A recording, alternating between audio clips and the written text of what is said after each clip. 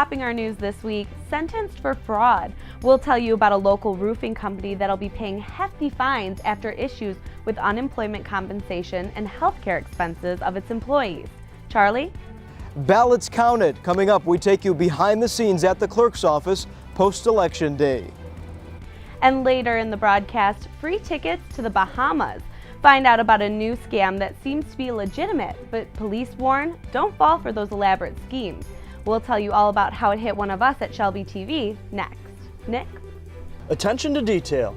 How something most drivers do or don't do nearly cost one Shelby Township police officer his life. All of that and more on this edition of Shelby This Week.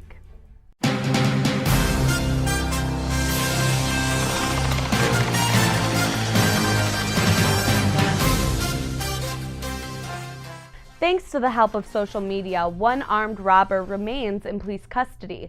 Shelby PD released these surveillance pictures of the man who robbed the 7-Eleven convenience store last week at 24 Mile and Shelby Road. The man held a knife to the female cashier and demanded money. He was able to get away, but less than 24 hours later, police arrested him without incident. The cashier wasn't injured in the robbery. Lutz Roofing Company, headquartered here in Shelby, was sentenced earlier this month to pay a fine of $100,000 after pleading guilty to mail and healthcare fraud. According to court documents from 2007 to 2012, Lutz executed a scheme to defraud the state's unemployment insurance agency by falsely claiming certain employees had been laid off so they could get compensation. Those employees were actually working and the company was banking those hours. The scheme cost the agency more than $100,000. Lutz also admitted to directing employees to report injuries that were sustained off the job when they really happened on the job. The company also had to pay restitution and will have 5 years of supervision. Police put their lives on the line for us, and by now you've probably heard about the incident that happened last week when Sergeant Jeffrey Bellamo was nearly struck and killed by a car while conducting a routine traffic stop. Nick Buckler looks into what drivers are doing now and what they could be doing differently to make the road safer for everyone. This dash cam video looks like any ordinary traffic stop. However, what happens next left Sergeant Jeffrey Bellamo fortunate to be alive. I didn't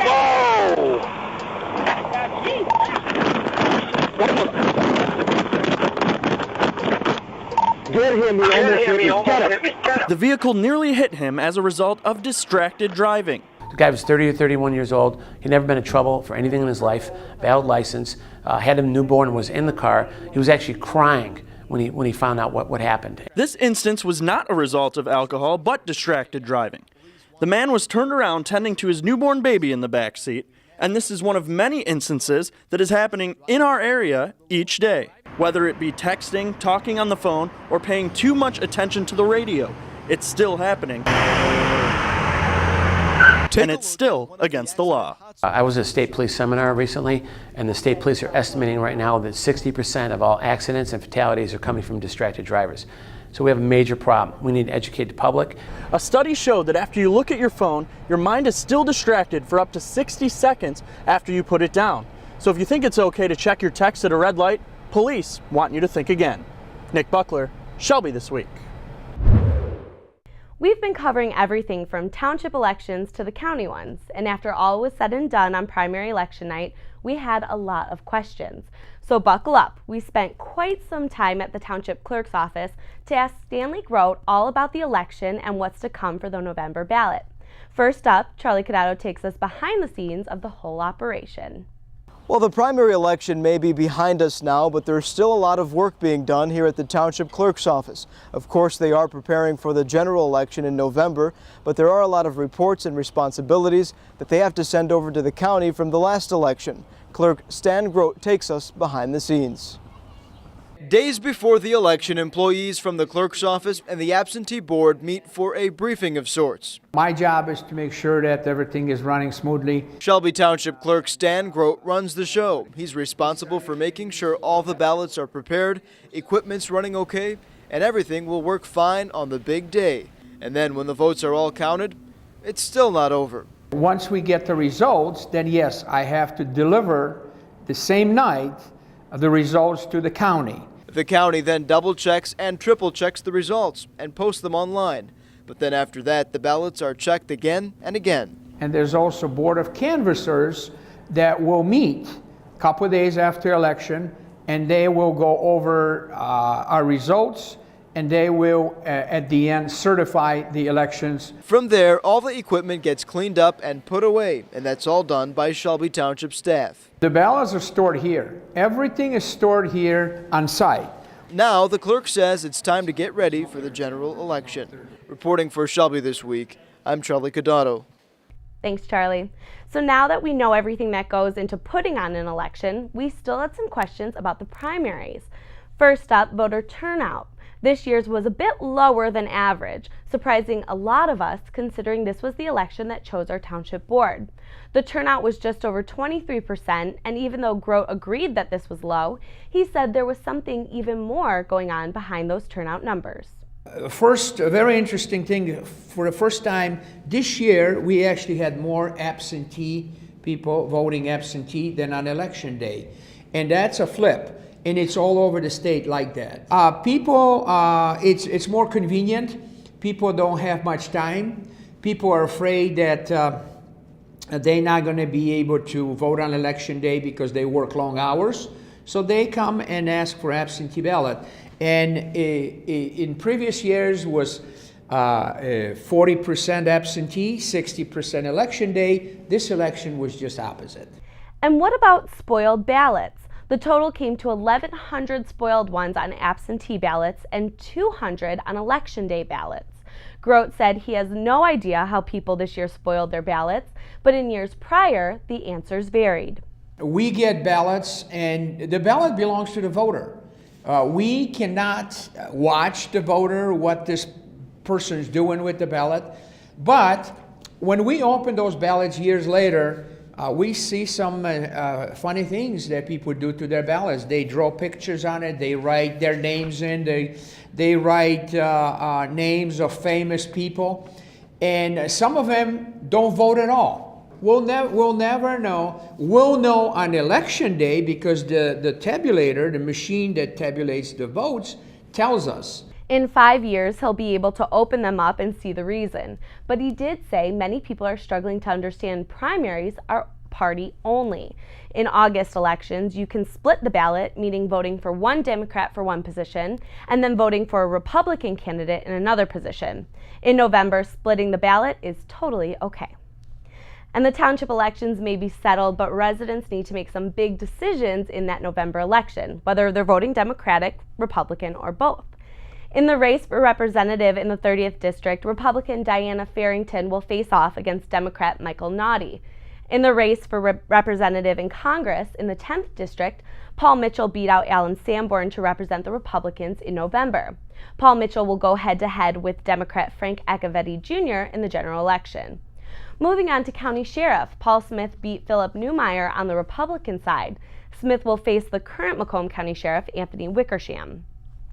For County Clerk, Karen Spranger will face Democrat Fred Miller. And for County Treasurer, Larry Rocca will go against the incumbent Democrat Derek Miller, who was appointed the position back in February. And for County Commissioner in the 6th District, James Carabelli and Ken Reed will face off in November. And Peter Lucido and Diane Young will campaign against each other for the state representative position in the 36th District. And in the race to watch for Public Works Commissioner, the well-known Candace Miller will face the incumbent Anthony Morocco in November. And remember, you can vote for any of these people despite the party lines. People can go in and, as you know, the ballot in November will be all in one line, Republicans, Democrats, and then you can pick and choose if you want Republican candidate, Democratic. That's when you have your choices. However, you can go and vote only straight party, which is a box at the top, and it says Republican Party, and there's a box next to it, or Democratic Party, and there's a box next to it. And we'll be following the campaign trail closely and talking with candidates in the months ahead. Next on Shelby this week, it's more than just a car show. We'll tell you all about a show starting off Woodward Dream Cruise season that will have you racing to downtown Utica for more than just the appeal of classic cars. And a new scam alert will give you all the information about the scam that's so elaborate it could fool anyone. What police say about keeping you and your money safe, next.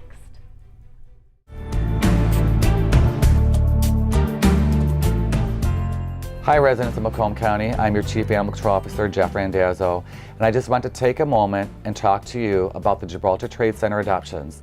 One, we're very thankful to Gibraltar Trade Center for allowing us to do adoptions, and ever since its inaugural grand opening on August 29th, we have adopted out more than 50 animals every Saturday from 10 to 2. So if you are looking for a pet or family member, we'd love for you to come there. Again, it's Saturday 10 to 2 over at Gibraltar Trade Center in Mount Clemens. And we bring all the animals, the homeless animals, here from Macomb County Animal Control that were picked up in your community. So it's your way of getting involved, and thank you for all your support. We truly are blessed to have you here.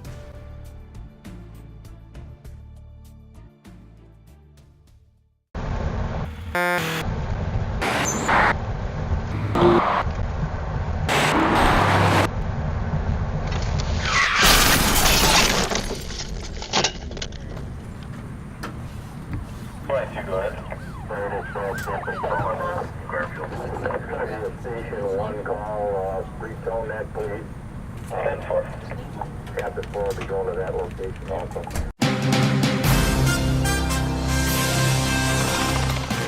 Woodward Dream Cruise is just around the corner, and that means everyone is pulling out their classic cars.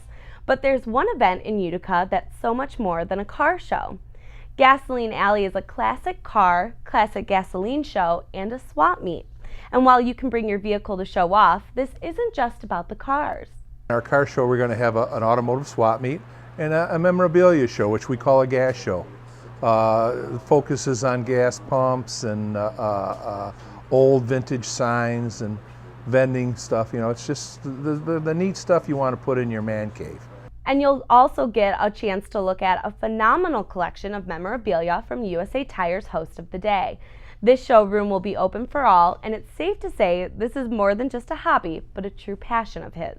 We were in the tire business, and I would go to the old car shows, and I started collecting tire signs to make the showroom unique. But I'd come from the gas station business when I was a kid.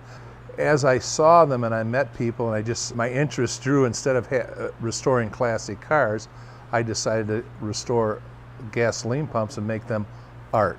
Utica's Gasoline Alley will be on Saturday, August 13th from 8 a.m. to 5 p.m. in downtown Utica. And it's a once-a-year event auto enthusiasts won't want to miss. You can find more about the event and where to register your car on our Shelby TV Facebook page. In just 6 weeks, Grace Centers of the Hope is hoping to reach their goal of receiving 10,000 diapers and 1,000 baby wipes. Our John Martin tells us why diapers and baby wipes are so important to the nonprofit organization and how you can donate to a cause that helps children and parents in need.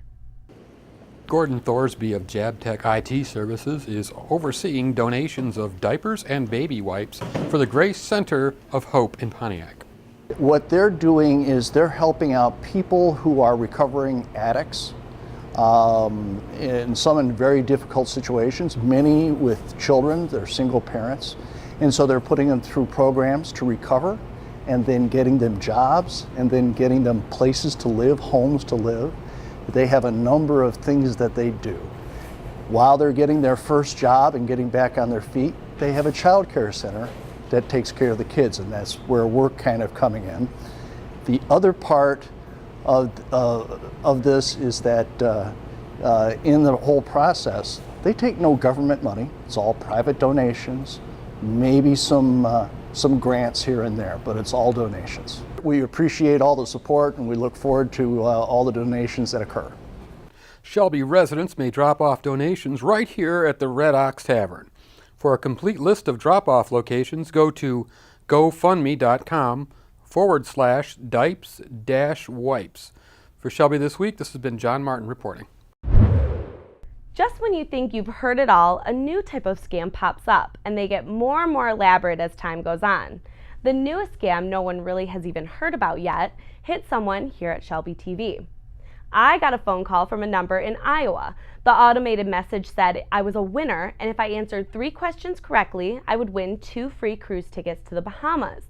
The questions were easy. As I typed in the numbers on my keypad to the right answers, I knew they were a little too easy. Who doesn't know the answer to which deceased musician sings about purple? They then led me to this website for a radio station they wanted me to put in all my credit card information on. And after talking with Detective Heisler, she said while they haven't heard of this scam yet, it really does sound too good to be true, and that's the key. Nobody needs your private information. If you win a prize, I need your name. That's all I gotta have, right? I don't need your credit card number or your bank account number, your social security number, or even your phone number. Now, every time I tried to call the number back, it gave me a busy tone. And while the website looks legitimate, it seems almost too elaborate to be a scam. Something like winning free tickets, but needing to put in your credit card information means something is too fishy. There's no reason you have to give anybody anything to win a prize, regardless of if it's a trip or a lottery or a car or a job. The information that you own is yours. Don't give it to people because people will misuse it. Because a lot of information isn't out on this scam yet, we don't know how many people have fallen victim to it.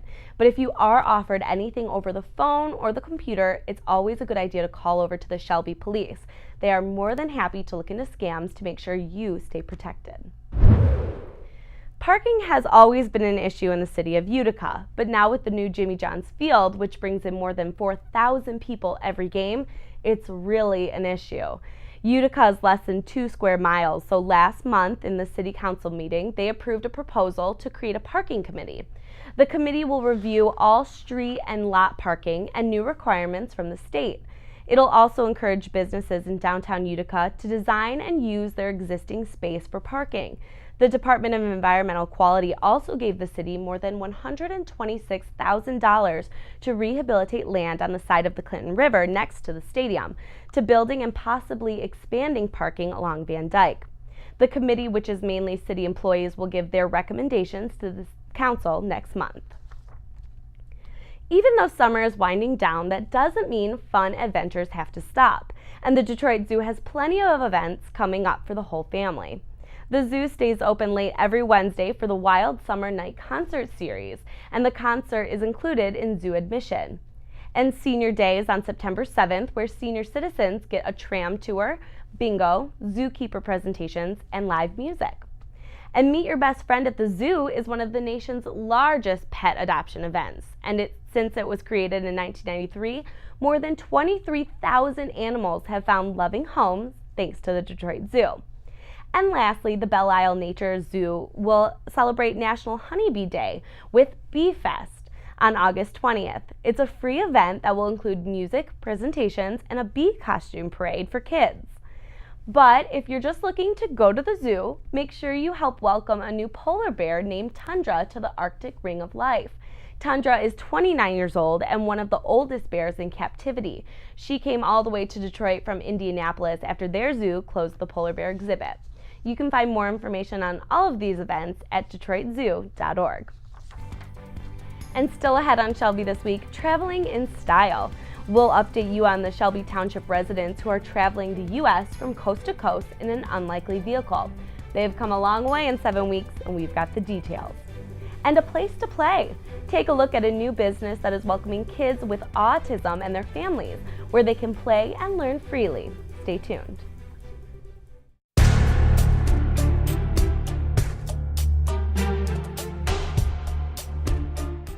I would like to take a moment to share some fire safety tips for pet owners. Remember, your pet can be curious, and curiosity can definitely start a fire.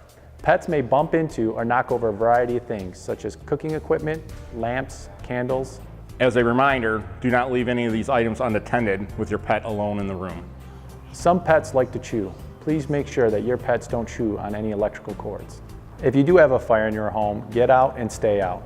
Let the firefighters know when they get there that you have a pet inside your home.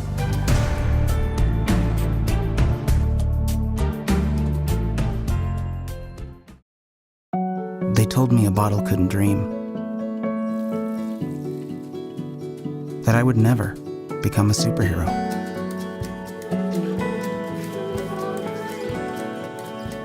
But I learned how to fly, just to come back in a new disguise. and be the hero that I've always wanted to be.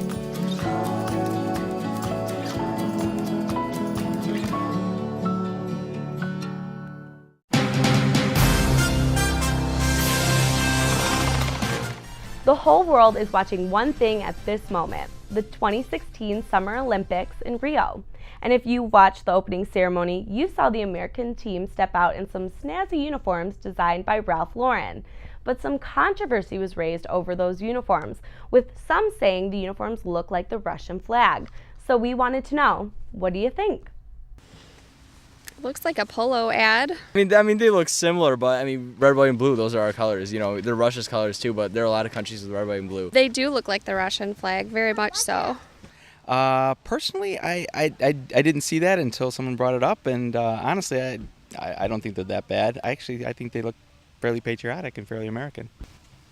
I don't think it's a big deal, though. I think they still represent the USA, and it's still red, white, and blue. They're kind of cool. They look kind of like cheesy for the Olympics, but I mean, I think I like the polo jackets. I think they're kind of cool. I like them, but not that much. I like them a lot. The summer is winding down, and for 3 Shelby Township residents, that means their road trip of a lifetime is coming to a close. Remember these guys? They redid a school bus into their own vehicle to travel the nation. When we talked to them back in June, they were just outside of Boston getting the hang of traveling in their school bus. And now they're on a week 7 posting videos of their trip to San Diego, LA, Napa Valley, and of course, a lot of sunny California beaches. They've also seen Glacier National Park, the Red Rock Amphitheater, and the Rocky Mountains and the Grand Canyon as well. When we introduced their story, they were just 3 guys with the goal to see the United States. Now, they're a social media sensation with more than 2,600 followers, waiting to see what they do next. The Bus Boys will finish their trip this month, and we're looking forward to seeing them back in Shelby Township to hear all about their adventure. For parents of kids with autism or other special needs, taking them to places can be stressful for various reasons. But there's one woman who decided she wanted to create a place just for those kids and their families, where stress wasn't a factor. The Play Place in Sterling Heights is officially open. This is a one-of-a-kind facility in the entire world that provides therapeutic overtones for kids. The nonprofit organization provides a fun-filled, judgment-free haven for families affected by autism. And they have everything from a carousel to an art room to a Lego castle. Play Place is not only fun, but educational as well. And it's been in the works for quite some time, so the founder and president, Shell Jones, couldn't be more excited, even though there's still a little bit more work to do. Wow, a lot of connecting and networking with the right people, alignment. It's just, you know, I have to say this was a God thing. There's just a little bit more to go. We're still looking for like a movie theater screen and a projector, and pretty much after that we're on our way, you know. So I'm very excited at this moment. And you might think Jones has a degree in nonprofits or education, but that's not the case. She's a mom who saw the need for a place like this because one of her own children is autistic, and she wanted a place where he could learn, play, and just be himself with his friends and family. Oh man, it means that I can bring my son to a place that he doesn't have to be judged. I don't have to look, you know, over my shoulder and see someone whispering or, you know, just saying unkind things about my family. And together we can sit and have an enjoyable meal at the bistro. We can talk to other families that are affected and understand what we're going through and share just therapies and things like that. So this is a therapy for me in itself. Play Place is open for everyone right now. It's located on Technology Park Drive in Sterling Heights off 18 Mile near Mound Road. For more information about the facility and all it has to offer, head to autisticplayplace.org. And that'll be it for us here at Shelby this week, but you can catch us all the time on shelbytv.org. And you can find us on Facebook, just search Shelby TV. We'll leave you now with summer scenes from Shelby Night at Jimmy John's Field. Thanks for watching.